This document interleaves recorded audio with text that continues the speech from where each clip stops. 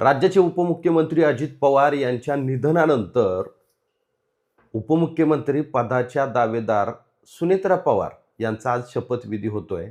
अशी जवळपास आता संपूर्ण महाराष्ट्रात चर्चा आहे आणि ते निश्चित पण आहे.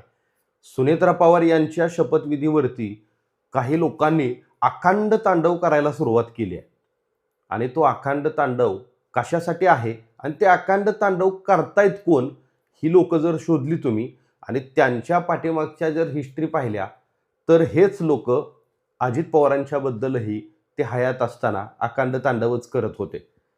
आता सुनेत्रा पवार यांच्या उपमुख्यमंत्री पदाची घाई होते का, असं अनेक लोकांना वाटतंय.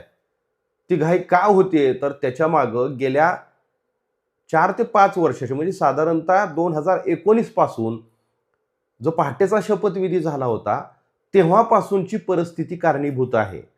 आणि तेव्हापासून उपमुख्यमंत्री अजित पवार यांनी काय भोगलंय, यांनी काय सोसलंय आणि त्यांच्यावरती काय काय आरोप झाले, ते आरोप घडवून आणण्यात आले का ते लोकांनी केले, काय काय राजकीय समीकरणं बदलली आणि त्या राजकीय समीकरणं बदलत असताना उपमुख्यमंत्री अजित पवार यांना काय काय त्रास झाला होता हे एकाच व्यक्तीला माहीत आहे. त्यांचं नाव आहे सुनेत्रा अजितराव पवार. सुनेत्रा पवार यांनी अजितदादांची ही सगळी परिस्थिती जवळून पाहिलेली आहे. अजितदादा कधी काळी एकटे पडले होते. एकटे पडले होते का त्यांना एकटं पाडण्यात आलं होतं, आता हा चर्चेचा विषय नाही आहे. कारण संपूर्ण महाराष्ट्र शोकसागरात आहे आणि जर संपूर्ण महाराष्ट्र शोकसागरात आहे तर काही विशेष लोकच यावरती का बोट ठेवतायत की सुनेत्रा पवार यांना शपथविधीची घाई झाली आहे किंवा सुनेत्रा पवार यांची घाई होते. हो, नक्कीच त्या दुःखात आहेत, परंतु सुनेत्रा पवार यांचं दुःख कुटुंबापुरतं मर्यादित नाही, हे लक्षात घ्या. त्यांना त्याची जाणीव आहे की त्यांच्यावरती फक्त त्यांच्या कुटुंबांची जबाबदारी नाही आहे. ज्या उपमुख्यमंत्री अजित पवार यांनी रक्ताचं पाणी करून गेली 30 वर्ष राजकारणात स्वतःचं एक अस्तित्व निर्माण केलं, रात्रंदिवस कष्ट करून या माणसाने लाखो कार्यकर्ते जपले. या माणसानं लाखो कार्यकर्ते जपत असताना अनेक लोकांना उभा केलं, अनेक नेते घडवले, अनेक राज्यकर्ते वेगवेगळ्या ठिकाणी बसवले. त्या माणसाचं योगदान महाराष्ट्राच्या विकासा कामासाठी सुद्धा आहे आणि याच्याबद्दल त्यांच्या पत्नीला काहीच जाण नसेल का? ज्यावेळेस आपण बोलतो अशा गोष्टींची की सुनेत्रा पवारांकडून घाई होते, मी तुम्हाला मागाशीच सांगितलं की त्याच्या मागं निश्चित पार्श्वभूमी आहे की गेल्या 4-5 वर्षामध्ये जे काय घडलं, जे काही राजकीय समीकरणं घडलं, मग त्याच्यामध्ये पक्षफुटीचं प्रकरण असेल, त्याच्यामध्ये पक्षाची जबाबदारी कोणी घ्यायची हे प्रकरण असतील आणि त्या वेळेस अजित पवार हे कसे विलन ठरले होते, ह्या सगळ्या गोष्टींच्या साक्षीदार सुनेत्रा पवार आहेत. सुनेत्रा पवार यांना हे माहीत आहे की अजित पवार यांच्या पडत्या काळामध्ये म्हणजे ज्यावेळेस अजित पवार हे अत्यंत वेदनेत होते त्यावेळेस अजित पवारांना कुणीच साथ दिली आहे हे सुनेत्रा पवारांना माहिती आहे. शेवटी सुनेत्रा पवार यांनी देखील ज्यावेळेस अजितदादा हयात होते, म्हणजे आता गेल्या आठवड्यातल्या काही गोष्टी आहेत आणि ज्यांना काही गोष्टी घडवून आणायच्या होत्या, काही पुन्हा लोकांमध्ये महाराष्ट्रामध्ये संकेत द्यायचे होते की काहीतरी चांगलं घडतंय, त्या सगळ्या गोष्टींना सुनेत्रा पवारांनी होकार दिलेला होता. ज्यावेळेस लोकसभेची निवडणूक होती त्यावेळेस सुनेत्रा पवार यांना पराभव पचवावा लागला, तो सुद्धा त्यांनी हसतमुखाने पचवला.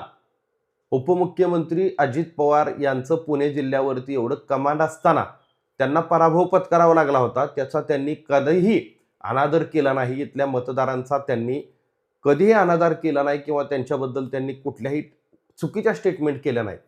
विषय असा आहे की सुनेत्रा पवार यांच्याकडंच आता राष्ट्रवादी काँग्रेस अजित पवार गटाचे सर्व आमदार खासदारांपासून तो छोट्या छोट्या कार्यकर्ता लक्ष देऊन होता की आता या पक्षाची धुरा कोण सांभाळणार. आणि सुनेत्रा पवार इतक्या पण गृहिणी नव्हत्या की त्यांना समाजकारणातलं राजकारणातलं काहीच माहीत नाहीये. सुनेत्रा पवारांनी गेल्या काही वर्षांपासूनच समाजकारणामध्ये एंट्री केलेली आहे.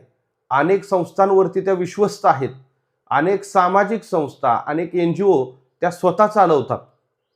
आता सध्या त्या राज्यसभेच्या खासदार आहेत दिल्लीमध्ये त्यांचं उठणं बसणं आहे. किमान नेते, मोठ्या मोठ्या नेत्यांची जिथून कामं करायची असतात त्या लोकांची त्यांची चांगली ओळख, एवढंच नाही तर संभाषण सुद्धा आहे. मग असं असताना सुनेत्रा पवारांची घाई होते असं बोललं जात आहे, त्यांना दुःख नाही असं बोललं जात आहे. वास्तविक पाहता दुःख कोणाला झालं आणि कोणाला नाही झालं हे महाराष्ट्रानं पाहिलंय. त्याच्याबद्दल काही बोलणं उचित नाहीये. पण एखादी स्त्री एखाद्या कर्तृत्ववान पुरुषाच्या नंतर जर ती स्वतः ताटमानेने उभा राहत असेल, दुःखाच्या वेळेस त्यांनी दुःख व्यक्त केलं, त्या शोकसागरात बुडालेल्या होत्या, त्यांना झालेला शोक हा अनावर होता, हे सगळ्या महाराष्ट्रानं पाहिलंय. पण त्यांनी जर स्वतःला तयार केलं असेल की नाही, मला ह्या शोकसागरात बुडून चालणार नाही, माझ्याबरोबर माझे असंख्य कार्यकर्ते, दादांचे हजारो चाहते, आणि यापेक्षा दादांनी पाहिलेलं बारामती घडवण्याचं स्वप्न, दादांनी पाहिलेलं पुणे जिल्हा घडवण्याचं स्वप्न आणि महाराष्ट्र सुजलाम सुफलाम करण्याचं स्वप्न हे पूर्ण करायचं असेल तर मला दुःखात राहून चालणार नाही, त्यासाठी मला बाहेर पडलं पाहिजे. असा जर त्यांनी हेतू ठेवून दुःख बाजूला ठेवलं असेल, यात बिघडलं कुठं? नाहीतरी आपल्या राज्यातल्या इतिहासाची परंपरा आहे.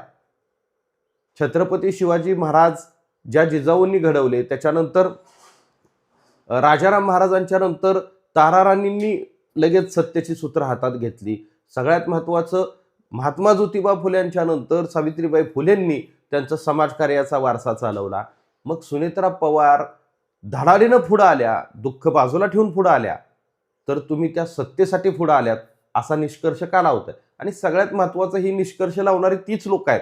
मी पुन्हा पुन्हा सांगतोय, असा निष्कर्ष लावणारा, अशा बातम्या पेरणारे, असे कंटेंट लिहिणारे लोक कोण आहेत की ज्यांना अजित पवारांच्या विरोधात नेहमी त्यांनी लिखाण केलं की अजित पवार कसे चुकीचे आहेत, अजित पवार असे वागले तसे वागले. हीच लोक आहेत ती. कोणाला काय पाहिजे होतं, कोणाला काय नको होतं, हे सगळं महाराष्ट्राने पाहिलेलं आहे. सुनेत्रा पवारांनी घेतलेला निर्णय एकदम योग्य आहे.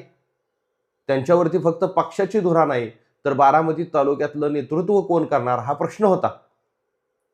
त्याच्यामुळं सुनेत्रा पवार यांनी दादांची जागा घेऊन बारामतीच्या विकासाची गती वाढवणं, जिल्ह्याच्या विकासाची गती वाढवणं, याच्यामध्ये कोणतीही चुकीची गोष्ट नाहीये.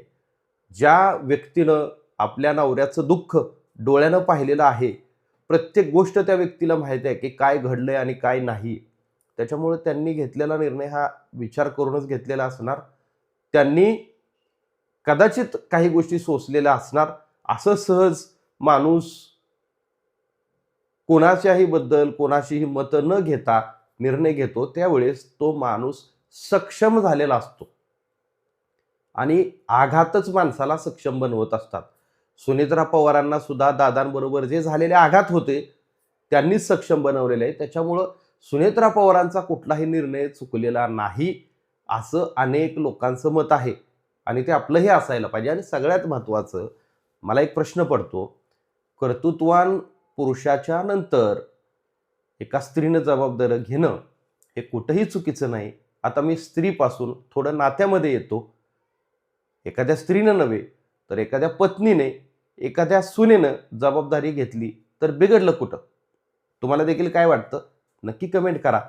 आणि सुनेत्रा पवार यांच्या या निर्णयाबद्दल तुम्ही सुद्धा सहमत असाल तर नक्की कमेंट करा. शेवटी प्रत्येकाची मतं वेगळी असू शकतात. दुःख आहे, शोकसागर आहे, सगळं मान्य आहे. परंतु एखादी व्यक्ती धाडसानं पुढं जात असेल, धाडस करत असेल की मला याच्यातून, आपण लगेच गावखेड्यातल्या ज्या पद्धती असतात, दुःखात राहायच्या, 10 दिवस सुखदुःख पाळायचं, हे त्या कुटुंबापुरतं मर्यादित असतं मित्रांनो. ज्या व्यक्तीच्या भोवती राज्याचा पसारा पडलेला आहे, जिल्ह्याचा पसारा पडलेला आहे, त्यांनी जर असं दुःख उराशी कवटाळून बसलं तर कसं होणार? मला वाटतं सुनेत्रा पवार यांचा निर्णय हा योग्यच असावा. तुम्हाला कसा वाटला तो कमेंट करून कळवा. धन्यवाद.